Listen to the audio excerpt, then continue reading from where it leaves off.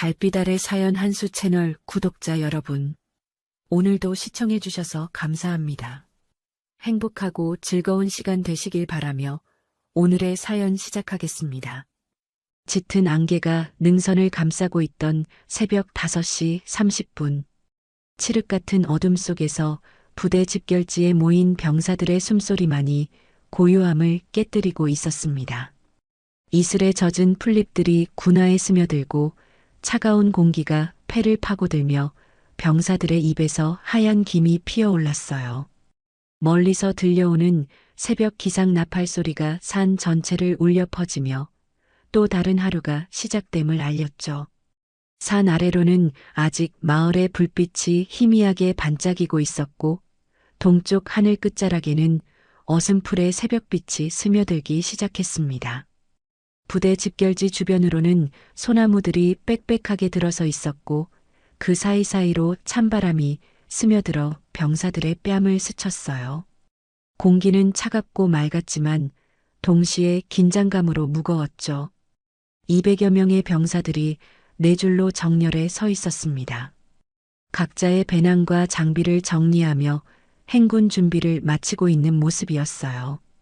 대부분의 병사들은 표준 장비인 15kg 정도의 배낭을 메고 있었지만 유독 한 사람만은 달랐습니다. 신병 강우진은 다른 동기들보다 훨씬 무거운 배낭을 짊어지고 맨 뒤쪽에 서 있었습니다. 그의 키는 180cm 정도로 또래보다 큰 편이었지만 어깨 위로 짊어진 짐의 무게 때문에 벌써부터 등이 굽어 보였어요. 개인 장비는 물론이고 중대 공용 장비까지 가득 실려 있었거든요. 야전삽, 유선전화기, 예비 배터리, 취사도구, 텐트, 심지어 중대원들이 마실 물통까지. 무게만 해도 40kg은 좋게 넘어 보였죠. 배낭끈이 어깨를 파고들어 군복 위로도 그 자국이 선명하게 드러났습니다. 우진의 얼굴에는 이미 고통의 흔적이 스며 있었지만 그는 꾹 참고 서 있었어요. 입술을 꽉 다물고 두 주먹을 쥔 채 말이죠. 어떻게 저렇게 많이 짊어지고 걸을 수 있지? 말도 안 돼. 우리 거의 3배는 되는 것 같은데. 중이님이 왜 저렇게 우진이만 괴롭히시는 거야? 이상하다 진짜. 다른 신병들은 안 그러는데. 동기들이 속삭이며 걱정스러운 눈빛을 보냈지만 감히 나서서 도와줄 엄두는 내지 못했어요. 이미 며칠 전부터 최소영 중위의 표적이 된 우진을 도우려다가 함께 벌을 받은 경험이 있었기 때문이었죠. 김준서 일병은 지난주에 우진의 배낭을 들어주려다가 일주일간 위병소 청소를 당했고 박민수 이병은 우진에게 물을 나눠주려다가 팔굽혀펴기 200개를 당한 적이 있었거든요. 이상호 상병은 우진을 두둔하는 말을 했다가 주말 외박이 취소되기도 했어요. 저 중이 뭔가 이상해. 왜 우진이만 저렇게 괴롭히지? 혹시 개인적인 감정이라도 있는 건가? 아니면 우진이가 뭔가 잘못한 게 있나? 하지만 아무도 명확한 답을 알지 못했습니다. 우진은 평소에도 성실하고 조용한 성격이었고 다른 병사들과 마찰을 일으킨 적도 없었거든요. 오히려 어려운 일이 있으면 먼저 나서서 도와주는 타입이었어요. 신병 강우진. 날카롭고 차가운 목소리가 새벽 공기를 갈았습니다. 중대 지휘관 최소영 중위가 우진 앞에 성큼 다가왔어요. 키는 160cm 정도로 작았지만 그녀가 내뿜는 위압감은 상당했죠. 단정하게 올린 머리 위로 중위 계급장이 반짝였고 빳빳하게 다린 군복은 주름 하나 없이 완벽했습니다. 번뜩이는 눈빛에는 차가운 권위와 비아냥거림이 가득했어요. 그녀의 뒤로는 장철민 대위가 팔짱을 낀 채 서 있었습니다. 40대 중반의 그는 덩치도 크고 목소리도 우렁찼지만 최소영 앞에서는 항상 조심스러운 모습을 보였어요. 다른 간부들도 마찬가지였죠. 모두들 최소영의 눈치를 보며 상황을 지켜보고 있었습니다. 이 정도도 못하면 707 특임단은 꿈도 꾸지 마라. 최소영은 일부러 우진의 배낭 위에 또 다른 장비 가방을 얹어주며 냉소적으로 웃었어요. 그 가방은 중대 전체가 사용할 의료용품과 비상식량이 들어있는 것이었죠. 추가로 5kg은 더 나갈 것 같았어요. 신병 각오가 됐나? 아니면 벌써부터 포기할 거냐? 우진의 어깨가 더욱 깊숙이 눌려 내려갔습니다. 다리도 미세하게 떨리기 시작했어요. 하지만 그는 고개를 들어 최소영을 똑바로 바라봤습니다. 왜 대답을 안 하지? 벙어리가 됐나? 최소영이 한 발짝 더 다가가며 압박했어요. 군인이 상관 앞에서 말도 못하나? 예, 아니오로 대답해. 주변이 조용해졌습니다. 200여 명의 병사들이 모두 숨을 죽이고 지켜보고 있었어요. 새벽 공기마저 얼어붙은 것 같았죠. 예, 준비됐습니다. 우진의 목소리가 새벽 공기를 뚫고 나왔습니다. 떨리지 않고 확고한 목소리였어요. 하지만 그의 이마에는 벌써 땀방울이 맺혀 있었고 숨소리도 약간 거칠어져 있었죠. 뒤에서 지켜보던 동기들은 차마 말도 걸지 못하고 대신 분노와 안타까움이 뒤섞인 눈빛만 교환했어요. 김준서 일병은 주먹을 꽉 쥔 채 속으로 욕설을 삼켰고 박민수 이병은 입술을 깨물며 참담한 표정을 짓고 있었습니다.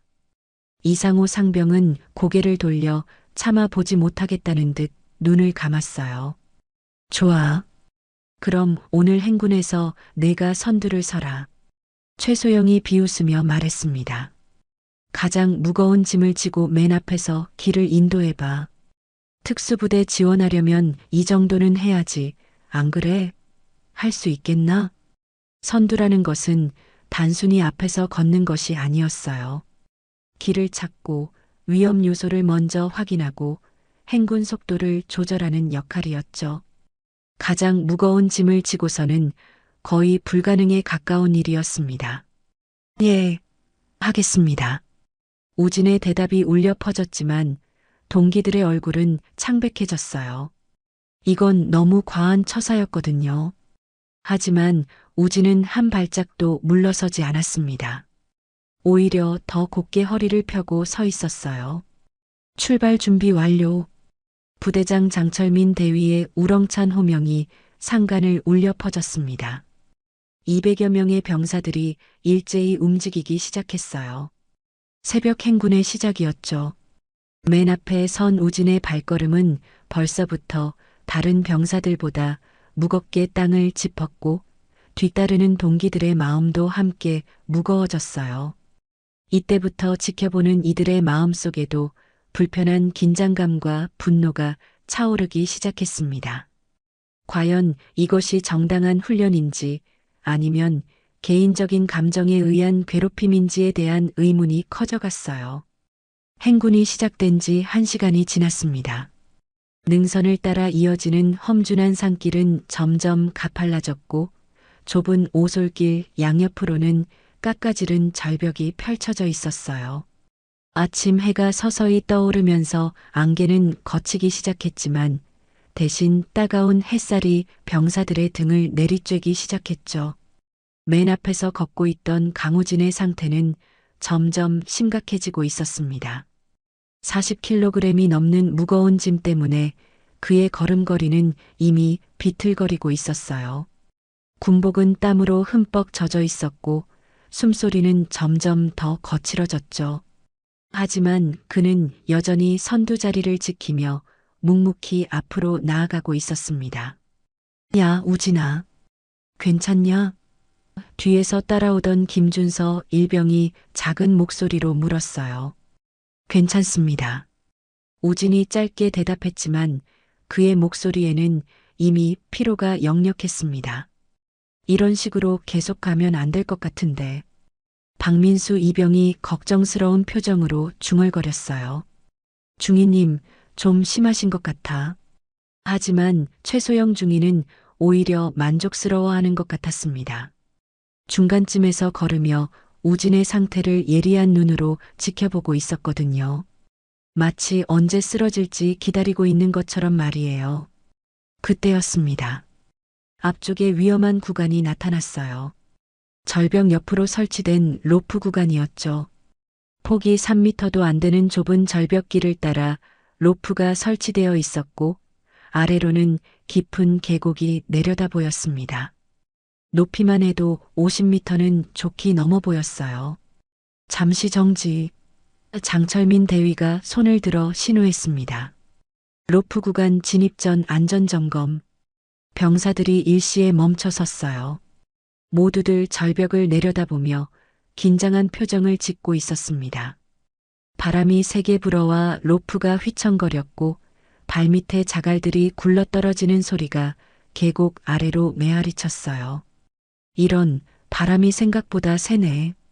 이상호 상병이 로프를 붙잡으며 중얼거렸습니다. 조심해서 건너야겠어. 한 명씩 천천히. 다른 병사가 덧붙였어요. 그런데 최소영 중위가 갑자기 앞으로 나왔습니다. 그녀의 얼굴에는 차가운 미소가 떠올라 있었어요. 강우진. 그녀가 날카롭게 불렀습니다. 내가 선두니까 당연히 먼저 건너야지. 어서 준비해. 예, 알겠습니다. 우진이 대답하며 로프에 손을 댔어요. 하지만 무거운 배낭 때문에 중심을 잡기가 쉽지 않았습니다. 잠깐, 중위님. 김준서 일병이 용기를 내어 말했습니다. 우진이 짐이 너무 무거워서 위험할 것 같은데요. 일단 배낭 무게를 줄이고 건너는 게. 누가 끼어들라고 했나? 최소영의 목소리가 얼음장처럼 차가워졌어요. 명령은 명령이다. 선두는 어떤 상황에서도 길을 열어야 하는 법이야. 안 그래, 강우진? 우진은 고개를 끄덕이고 조심스럽게 로프를 잡았습니다. 첫 발을 내디뎠을 때 무거운 배낭 때문에 몸이 크게 흔들렸어요. 아래로 내려다본 순간 현기증이 느껴졌죠. 천천히, 우진아. 동기들이 뒤에서 응원했습니다. 우진이 조심조심 발걸음을 옮겨가는데 중간쯤에서 문제가 생겼어요. 바람이 갑자기 세게 불어와 그의 몸을 흔들었고 무거운 배낭 때문에 균형을 잃을 뻔했습니다. 그 순간 뒤에서 오던 박민수 이병이 위험에 처했어요. 발을 헛디뎌 로프에서 미끄러질 뻔한 것이었죠. 우진은 본능적으로 자신의 안전을 포기하고 박민수를 붙잡았습니다. 그 바람에 자신은 더욱 위험한 상황에 처하게 됐지만 동료의 안전을 먼저 생각한 거였어요. 고마워, 우진아. 박민수가 안전하게 건넌 후 말했습니다. 하지만 이 모든 과정에서 우진의 체력은 더욱 소모됐어요. 그가 마지막에 건널 때는 다리가 후들거릴 정도였죠. 그럼에도 불구하고 그는 끝까지 포기하지 않았습니다. 로프 구간을 무사히 통과한 후 최소영은 차갑게 말했어요. 강우진, 명령 불복종이다. 순서를 지키라고 했는데 왜 다른 사람을 도왔나? 중위님, 그건. 우진이 설명하려 했지만 최소영은 듣지 않았습니다. 변명하지 마. 얼차려 받아. 엎드려 뻗쳐 자세로 산 정상까지 기어 올라가. 중위님, 그건 너무. 김준서 일병이 항의하려 했지만 최소영은 더욱 차갑게 말했어요. 징징대는 약골 두둔하는 놈들도 다 같이 얼차려다. 모두 엎드려 뻗쳐. 결국 우진뿐만 아니라 그를 걱정한 동기들까지 모두 벌을 받게 됐습니다. 바위와 자갈이 깔린 험한 길을 엎드려 뻗쳐 자세로 기어 올라가야 했어요. 우진의 손바닥과 무릎은 금세 찢어졌고 피가 배어 나왔습니다. 군복도 여기저기 찢어져 상처가 드러났죠. 장철민 대위는 옆에서 이 모든 광경을 지켜보면서도 훈육 차원에서 필요한 조치라며 방관했습니다. 다른 간부들도 마찬가지였어요. 오히려 요즘 신병들이 너무 나약하다며 최소영을 옹호하는 분위기였죠. 이런 식으로 해야 정신을 차려. 군대가 어떤 곳인지 제대로 가르쳐 줘야지. 한 하사가 중얼거렸어요.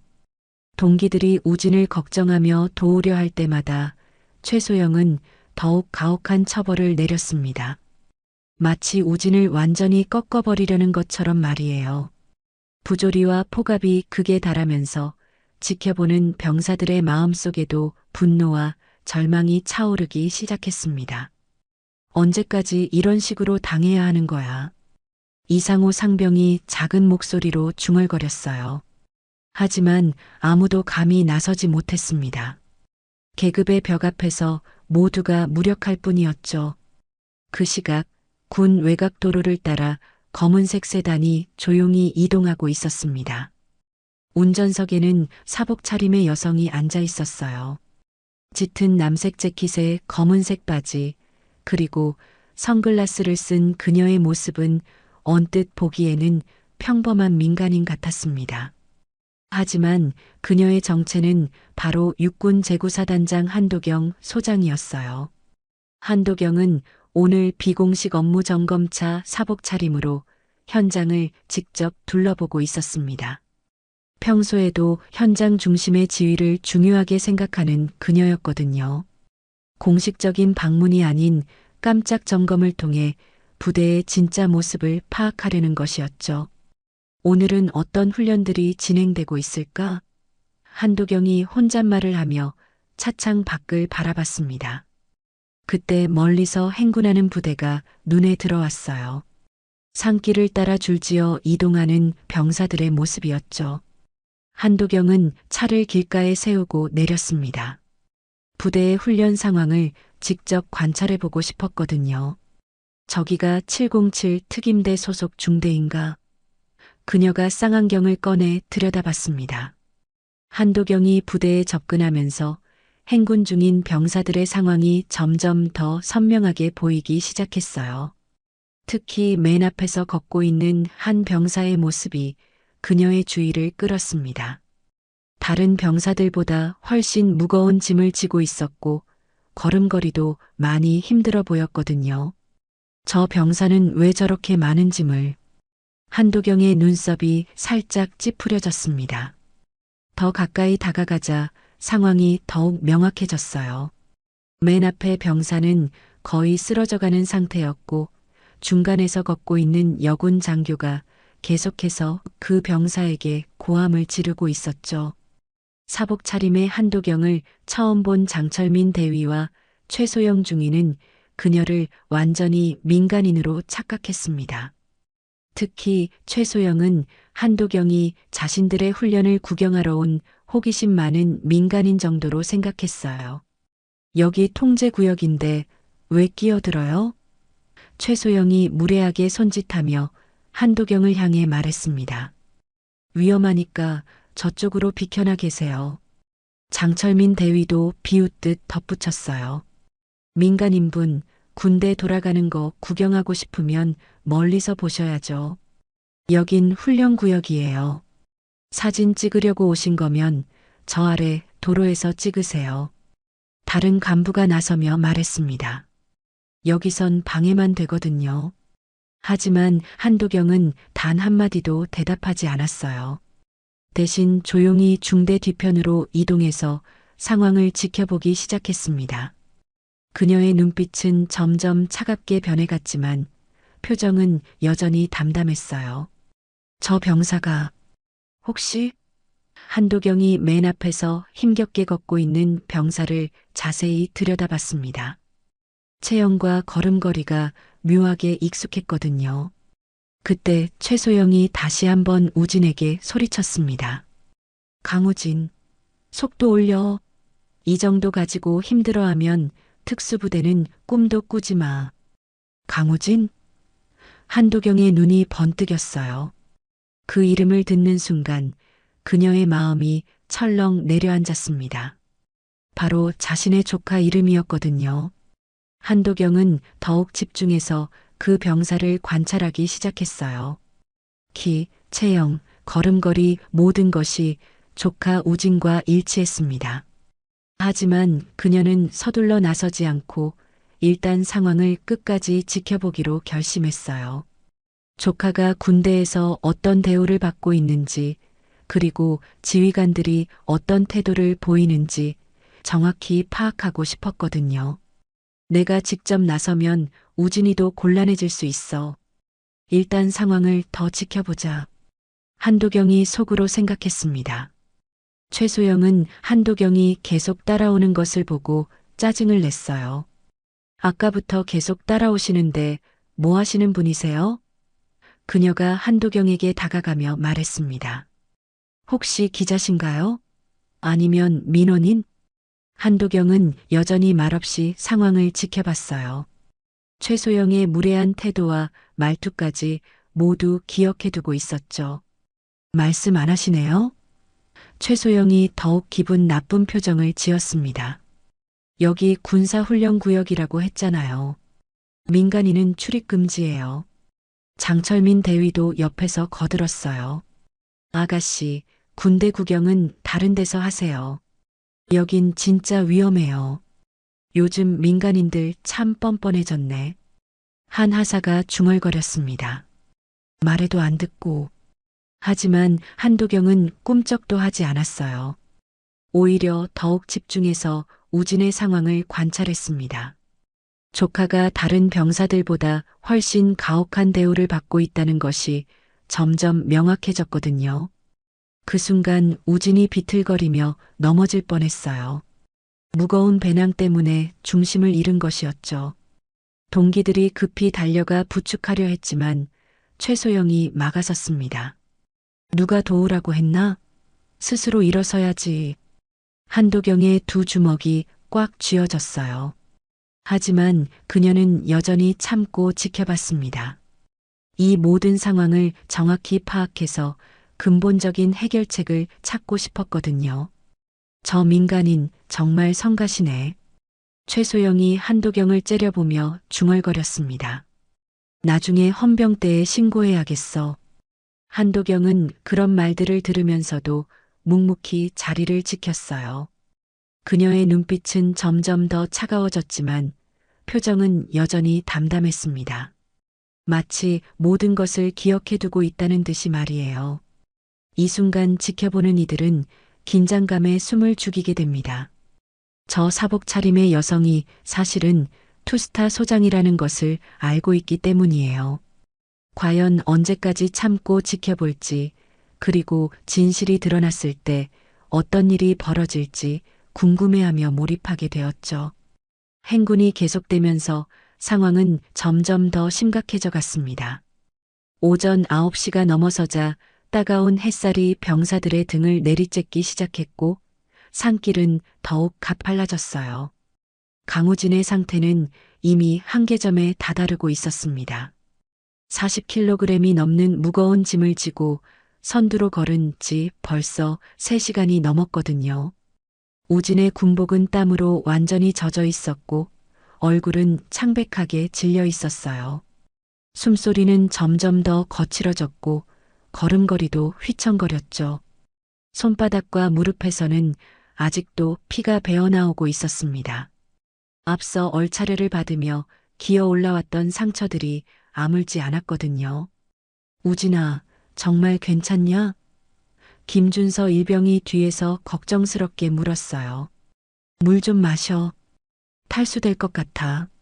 박민수 이병이 자신의 물통을 꺼내며 말했습니다. 동기들이 우진을 걱정하며 물을 나눠주려 했을 때였어요. 최소영 중위가 갑자기 뛰어와서 그 물통을 걷어찼습니다. 물통이 바닥에 떨어지며 소중한 물이 모두 쏟아져 버렸어요. 누가 허락했나?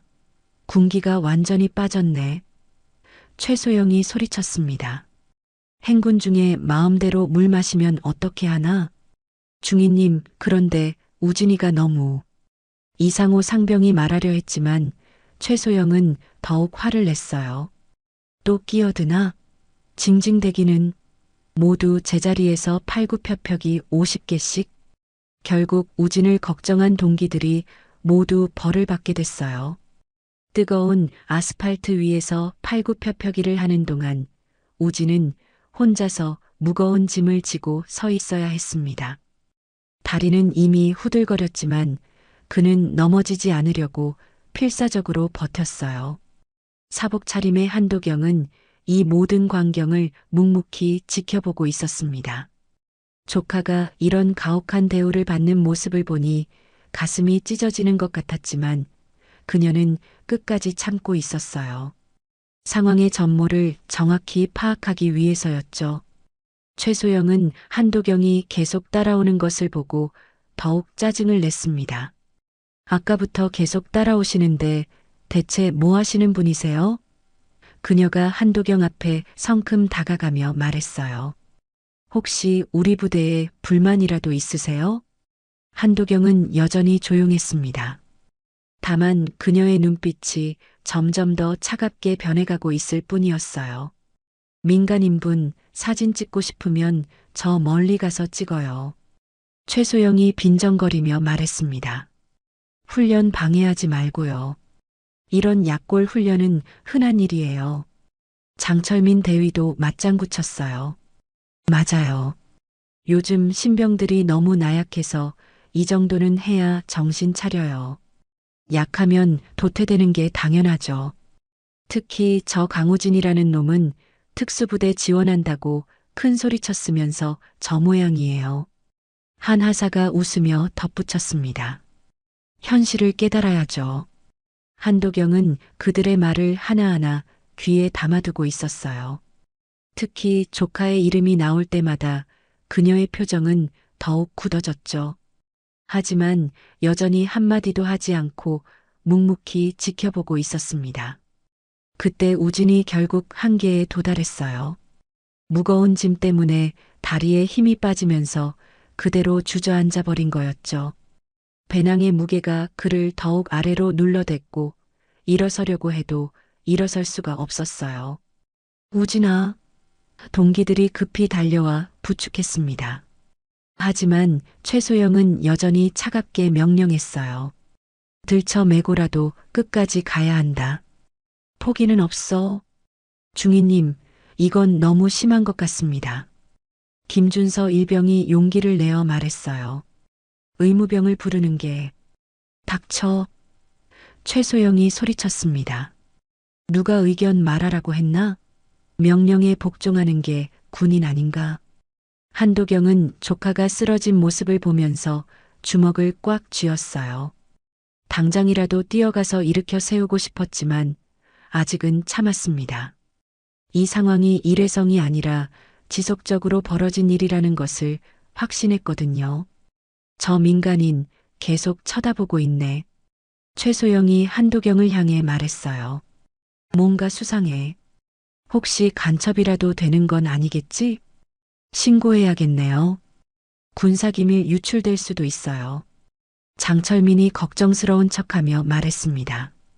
아니면 인권단체 사람일 수도 있어요. 다른 간부가 덧붙였어요. 요즘 그런 사람들이 많다던데. 한도경은 그런 말들을 들으면서도 계속 침묵을 지켰어요. 대신 그들의 태도와 말 한마디 한마디를 모두 기억해두고 있었죠. 우진이 동기들의 부축을 받으며 겨우 일어섰을 때 최소영이 다시 명령했습니다. 휴식 시간 끝. 다시 출발한다. 중위님, 조금만 더. 박민수 이병이 간청했지만 최소영은 들은 척도 하지 않았어요. 명령 불복종하는 거냐? 모두 일어서. 결국 우진은 다시 무거운 짐을 지고 일어서야 했어요. 비틀거리는 다리로 상처투성이인 손으로 말이죠. 하지만 그는 여전히 포기하지 않았습니다. 한도경은 이 모든 과정을 지켜보면서 마음속으로 다짐했어요. 조금만 더 참자. 모든 상황을 정확히 파악한 후에 행동하겠다. 그녀의 눈빛에는 이미 결심이 서 있었습니다. 이런 부조리가 더 이상 용납될 수 없다는 분노와 함께 말이에요. 하지만 아직은 때가 아니었어요. 더 결정적인 순간을 기다리고 있었죠. 행군은 계속되었고 우진의 고통스러운 발걸음도 이어졌습니다.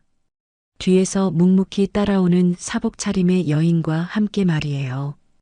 오후 1시가 넘어서자 행군은 마지막 구간에 접어들었습니다. 가장 험한 구간이었어요. 바위투성이 오르막길이 거의 60도 각도로 이어져 있었고 발밑에는 미끄러운 자갈들이 깔려 있었죠. 병사들마저 숨을 헐떡거리며 힘겨워하는 구간이었는데 하물며 40kg이 넘는 짐을 진 우진에게는 지옥과도 같은 길이었습니다. 강우진의 상태는 이미 극한에 달해 있었어요. 얼굴은 핏기가 완전히 빠져서 회색빛을 띠고 있었고 입술은 바짝 말라 갈라져 있었습니다.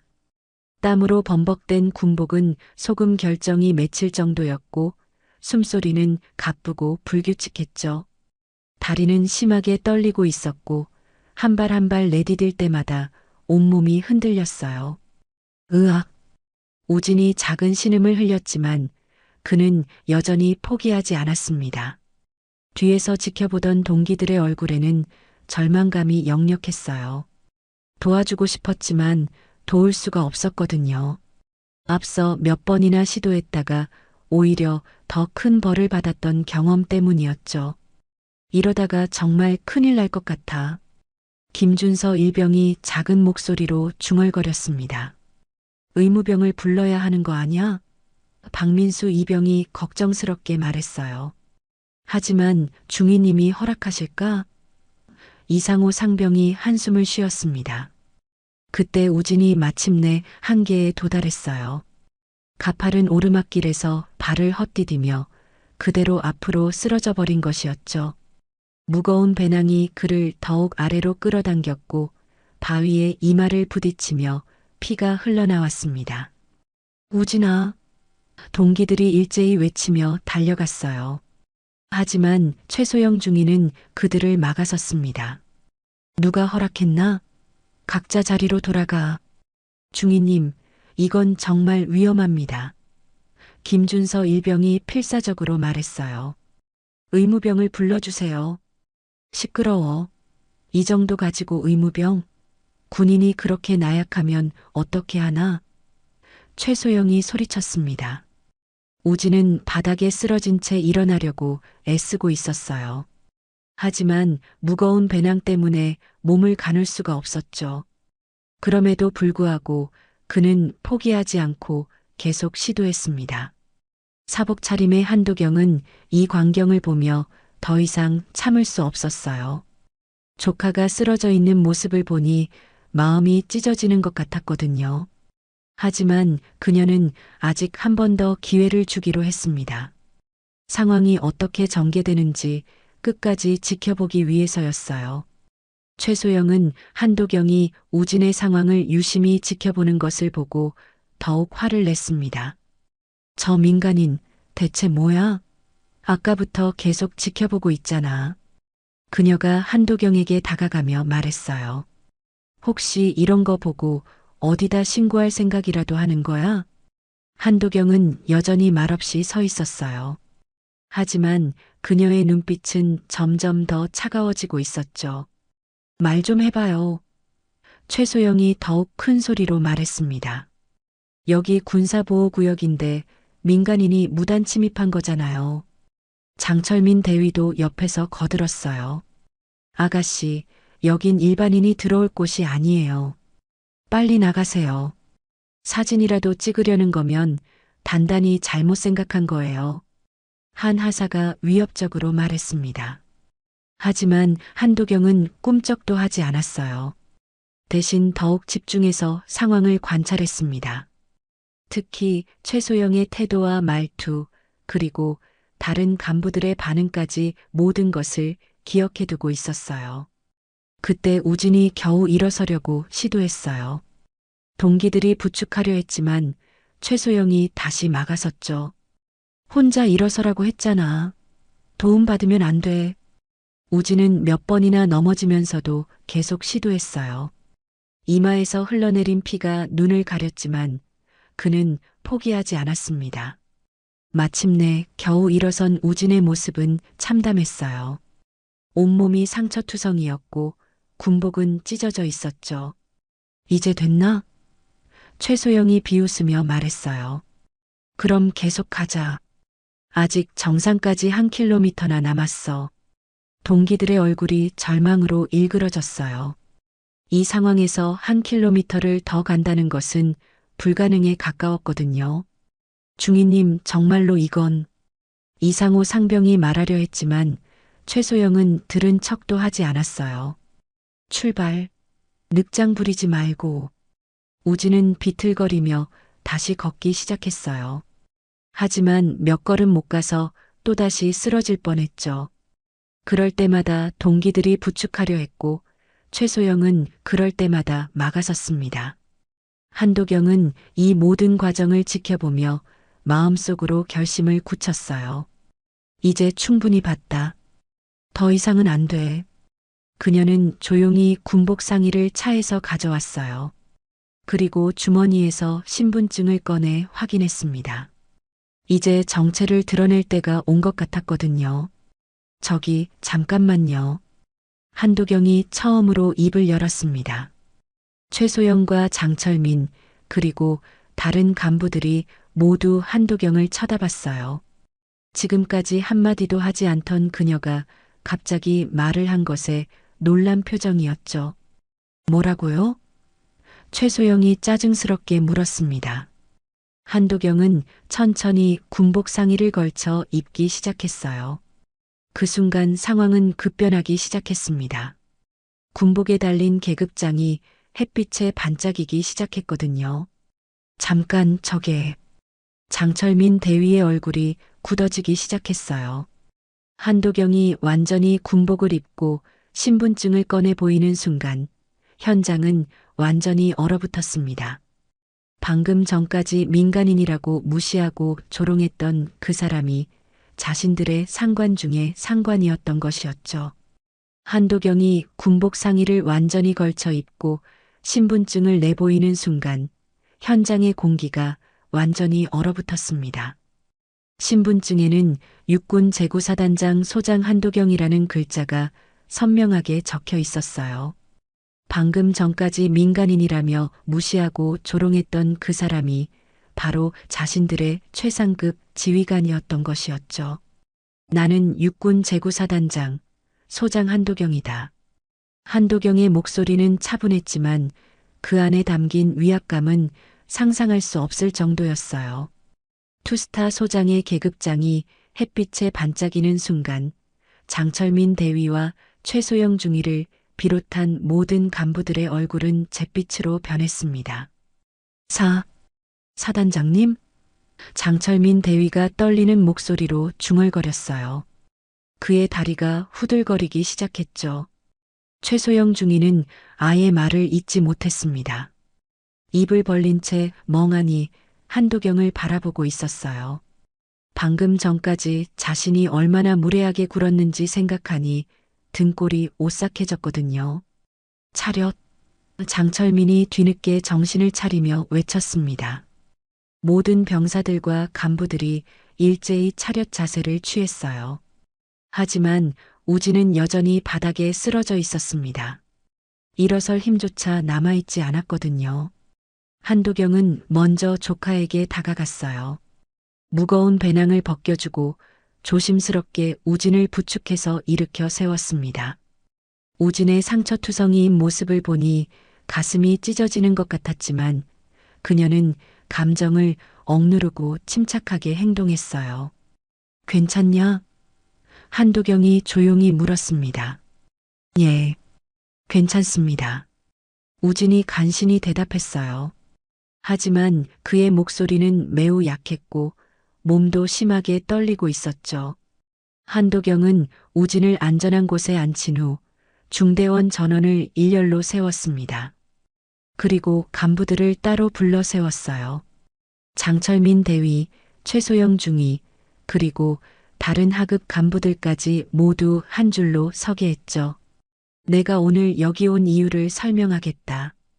한도경이 차갑게 말하기 시작했어요. 비공식 부대 점검을 위해서였다. 그런데 뜻밖의 광경을 목격하게 됐군. 간부들의 얼굴이 점점 더 창백해졌어요. 특히 최소영은 식은땀을 흘리며 바닥만 바라보고 있었습니다. 최소영 중이 한도경이 그녀의 이름을 불렀어요. 예. 최소영이 떨리는 목소리로 대답했습니다. 지금까지 내가 한 행동들을 설명해봐라. 왜 한 병사에게만 과도한 짐을 지웠는지, 왜 동료들이 도우려 할 때마다 막았는지 말이다. 최소영은 대답을 하지 못했어요. 변명할 여지가 없었거든요. 오히려 더 큰 문제가 될까봐 입을 다물고 있었죠. 장철민 대위. 한도경이 이번에는 장철민을 불렀습니다. 예, 사단장님. 장철민이 큰 소리로 대답했어요. 너는 부대장으로서 이런 상황을 지켜보기만 했나? 지휘 책임은 어디에 뒀지? 장철민도 할 말을 찾지 못했습니다. 그는 최소영의 행동을 알고 있었으면서도 제대로 제재하지 않았거든요. 오히려 훈육 차원이라며 방관했었죠. 한도경은 병사들을 향해 말했어요. 나는 오늘 진정한 지휘가 무엇인지 보기 위해 끝까지 지켜봤다. 그녀의 목소리는 무겁고 진지했습니다. 지휘관의 계급장은 어깨에 달지만 진짜 책임은 가슴에 새기는 것이다. 병사들이 모두 집중해서 듣고 있었어요. 특히 동기들은 감동받은 표정을 지었죠. 군대는 서열이 있는 조직이다. 하지만 그 서열은 권력을 위한 것이 아니라 책임을 지기 위한 것이다. 위에 있는 사람일수록 아래 사람들을 보호해야 하는 책임이 더 크다. 한도경의 말이 계속되었어요. 오늘 내가 본 것은 지위가 아니었다. 권위를 앞세운 괴롭힘이었다. 이런 행동은 군인 정신에 어긋날 뿐만 아니라 부대의 사기와 단결을 해치는 일이다. 최소영과 장철민은 고개를 더욱 숙였어요. 부끄러움과 두려움이 뒤섞인 표정이었죠. 그때 예상치 못한 일이 벌어졌습니다. 우진이 스스로 앞으로 나온 것이었어요. 비틀거리는 몸을 억지로 일으켜 세우고 한도경 앞에 서서 말했습니다. 사단장님, 보고하겠습니다. 말해봐라. 한도경이 차분하게 대답했어요. 저의 부족함이 중대의 피해를 끼친 것은 사실입니다. 동기들이 저 때문에 벌을 받았고 훈련에도 차질이 생겼습니다. 책임은 제가 지겠습니다. 우진의 말에 동기들의 표정이 무너졌어요. 가장 피해를 받은 당사자가 오히려 책임을 지려고 하는 모습에 감동과 안타까움이 뒤섞였거든요. 강우진. 한도경이 조카의 이름을 불렀어요. 내가 책임질 일이 무엇인지 말해봐라. 저는 우진이 말을 잇지 못했어요. 내가 동기들을 걱정한 것이 잘못인가?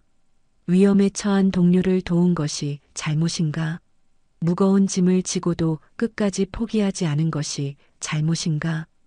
한도경의 질문에 우진은 대답할 수 없었어요. 사실 그는 잘못한 것이 아무것도 없었거든요. 오히려 너는 군인 정신을 제대로 보여준 것이다. 동료의 희생정신, 끈기 이 모든 것을 보여줬다. 한도경의 말에 병사들의 눈에 눈물이 맺혔어요. 특히 동기들은 우진에게 미안한 마음과 고마운 마음이 동시에 들었죠. 진짜 책임을 져야 할 사람들은 따로 있다. 한도경이 간부들을 향해 차갑게 말했습니다. 현장의 분위기는 완전히 바뀌었어요. 이제 진짜 심판의 시간이 다가오고 있었습니다. 한도경의 선언 이후 현장의 분위기는 완전히 바뀌었습니다. 무전기로 연락을 받은 정해철 특임대장이 헬기를 타고 긴급히 현장에 도착한 것이었어요. 헬기가 착륙하면서 일어난 바람에 모래와 먼지가 휘날렸고 병사들은 모두 긴장한 표정으로 지켜봤습니다. 정해철 대령은 키가 크고 위험 있는 모습이었어요. 707 특임대를 총괄하는 그의 얼굴에는 심각한 표정이 떠올라 있었죠. 헬기에서 내린 그는 곧바로 한도경에게 다가가 격려했습니다. 사단장님, 정해철 특임대장입니다. 상황 보고 받겠습니다. 한도경은 지금까지 목격한 모든 상황을 상세히 보고했어요. 강우진에게 가해진 과도한 처벌, 최소영 중위의 권위 남용, 장철민 대위의 방관, 그리고 다른 간부들의 동조행위까지 빠뜨리지 않고 설명했습니다. 즉각 현장 검열을 시행하겠습니다. 정해철 대령이 단호하게 말했어요. 함께 온 검열팀이 신속하게 움직이기 시작했습니다. 병사들과 간부들을 따로 분리해서 상황을 조사하기 시작했어요. 특히 우진의 동기들은 그동안 목격했던 모든 일들을 솔직하게 증언했습니다. 중위님이 처음부터 우진이만 표적으로 삼으셨어요. 김준서 일병이 떨리는 목소리로 말했습니다. 배낭 무게도 다른 사람들 2배 이상 지게 하셨고요. 박민수 이병이 덧붙였어요. 도우려고 하면 오히려 더 큰 벌을 주셨습니다. 이상호 상병도 증언했습니다.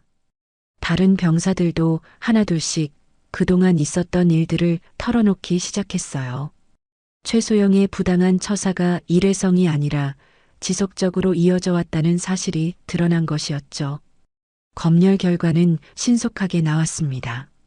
장철민 대위, 지휘책임 방기 및 부하관리 소홀로 즉시 보직해임한다. 정해철 대령이 엄숙하게 선언했어요. 장철민의 얼굴이 창백해졌습니다. 보직해임은 사실상 군 생활 종료를 의미하는 것이었거든요.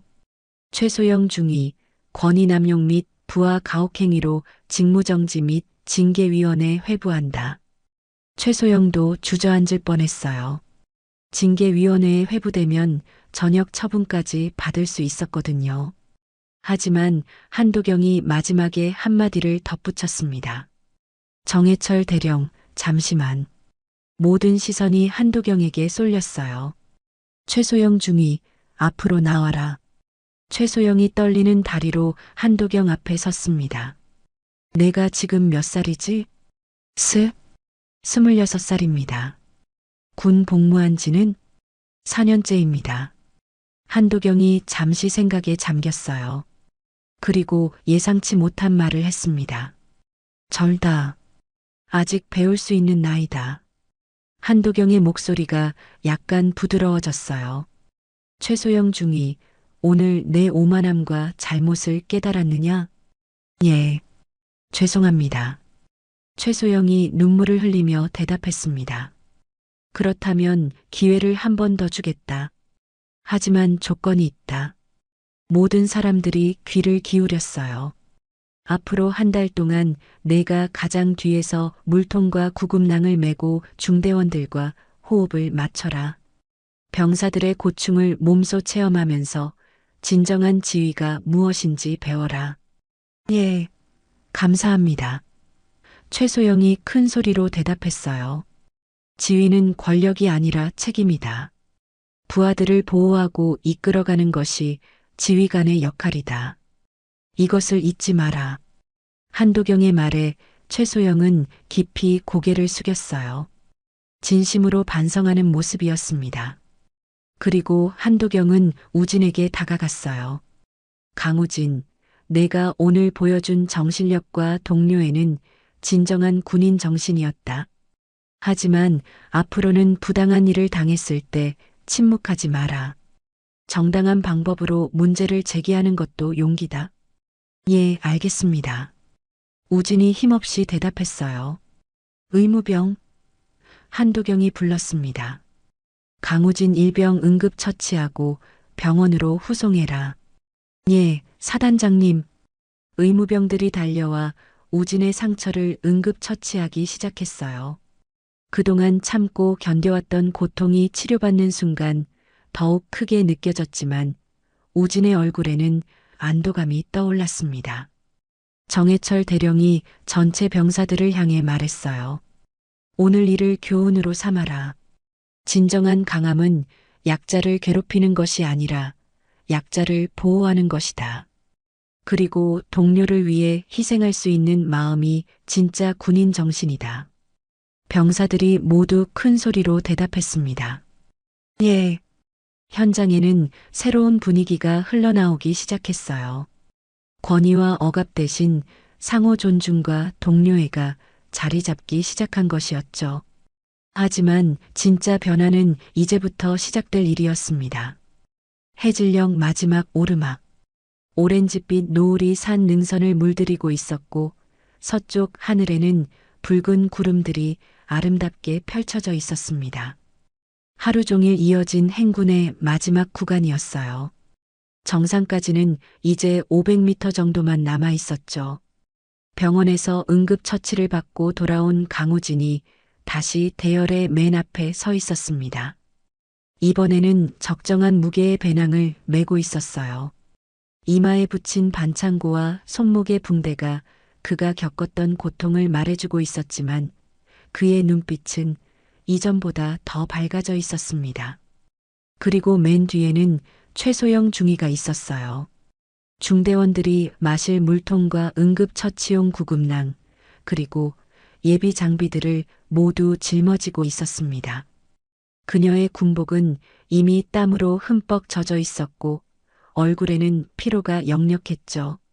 하지만 불평 한마디 없이 묵묵히 뒤따라오고 있었어요.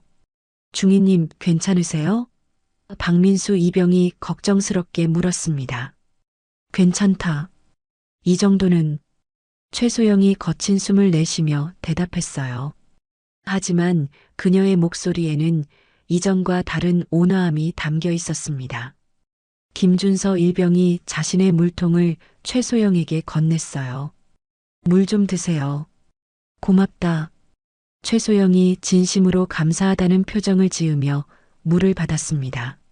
며칠 전만 해도 상상할 수 없었던 광경이었죠. 행군 대열의 분위기는 완전히 달라져 있었어요. 이전에 경직되고 위압적인 분위기 대신 서로를 챙기고 배려하는 따뜻한 동료애가 흐르고 있었습니다. 간부와 병사 사이의 벽도 많이 낮아졌어요. 우진아, 괜찮냐? 이상호 상병이 물었습니다. 네, 괜찮습니다. 우진이 미소를 지으며 대답했어요. 오히려 지금이 가장 편한 것 같아요. 그러게. 이상하게 발걸음이 가벼워진 것 같아. 김준서가 동감했습니다. 정말로 병사들의 발걸음은 가벼워져 있었어요. 무거운 짐 때문이 아니라 마음의 짐이 덜어졌기 때문이었죠.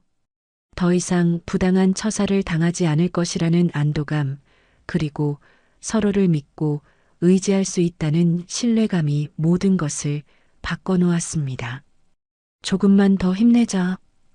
우진이 뒤를 돌아보며 동기들에게 말했어요. 정상까지 얼마 안 남았어. 우진이가 격려해 주니까 더 힘이 나네. 박민수가 웃으며 대답했습니다. 뒤에서 걷고 있던 최소영도 작은 미소를 지었어요.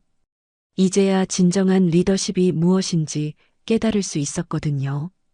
권위로 억누르는 것이 아니라 솔선수범하고 격려하는 것이 진짜 지위라는 것을 말이에요. 해가 점점 지면서 산길은 어두워지기 시작했어요. 하지만 병사들은 서로의 안전을 챙기며 조심조심 걸어 올랐습니다. 누군가 발을 헛디디면 즉시 옆에 동료가 부축해줬고 누군가 힘들어하면 다른 사람이 짐을 나눠 들어줬어요. 거의 다 왔다. 맨 앞에 우진이 외쳤습니다. 마침내 정상이 보이기 시작했어요. 평평한 정상 부근에는 작은 쉼터가 있었고 그곳에서 한도경 소장이 기다리고 있었습니다. 그녀는 병사들이 올라오는 모습을 지켜보며 만족스러운 표정을 짓고 있었어요. 도착! 우진이 정상의 첫 발을 디디며 외쳤습니다. 이어서 다른 병사들도 하나둘씩 정상에 도착했어요. 모두들 지쳤지만 성취감에 찬 표정이었죠. 마지막에 최소영도 무거운 짐을 지고 정상에 올랐습니다. 한도경이 조용히 조카 우진의 어깨를 다독였습니다. 고생했다. 끝까지 포기하지 않고 내 힘으로 여기까지 올라왔구나. 감사합니다. 우진이 짧게 대답했어요. 하지만 그의 목소리에는 깊은 감동이 담겨 있었습니다. 오늘 너한테서 배운 게 많다. 한도경이 계속 말했습니다. 진정한 강함이 무엇인지, 동료애가 얼마나 소중한지 말이야. 우진이 고개를 들어 한도경을 바라봤어요. 저한테 정말로 필요했던 건. 우진이 잠시 멈췄다가 말을 이어갔습니다. 함께 걷는 사람들이었습니다. 그의 시선이 동기들을 향했어요. 김준서, 박민수, 이상호, 그리고 다른 동기들 모두 우진을 바라보며 미소를 짓고 있었습니다. 심지어 최소영도 진심 어린 표정으로 고개를 끄덕이고 있었어요. 한도경이 전체 병사들을 향해 말했습니다. 오늘부터 이 부대에서 위계라는 말은 새롭게 정의될 것이다. 그녀의 목소리는 분명하고 힘 있었어요. 위계란 누가 더 권력을 가지느냐가 아니라 누가 먼저 책임을 지느냐는 뜻이다. 병사들이 모두 숙연한 표정으로 들었습니다. 지휘관은 부하들보다 먼저 위험에 뛰어들고 마지막까지 부하들을 보호해야 한다. 그것이 진정한 리더십이다. 정상에서 내려다본 경치는 장관이었어요. 붉은 노을이 온 세상을 물들이고 있었고 멀리 마을의 불빛들이 하나둘씩 켜지기 시작했습니다. 하지만 가장 아름다운 건 서로를 위해 희생할 줄 아는 동료들과 함께 서 있다는 것이었어요. 그날 이후 그 부대에서는 정말로 모든 것이 바뀌었습니다. 간부들은 솔선수범하며 부하들을 이끌었고 병사들은 서로를 믿고 의지하며 더 강한 팀이 되었어요. 무엇보다 함께라는 단어의 진정한 의미를 모두가 깨달을 수 있었습니다. 석양이 지고 별이 떠오르는 밤하늘 아래 그들의 새로운 시작이 계속되고 있었습니다.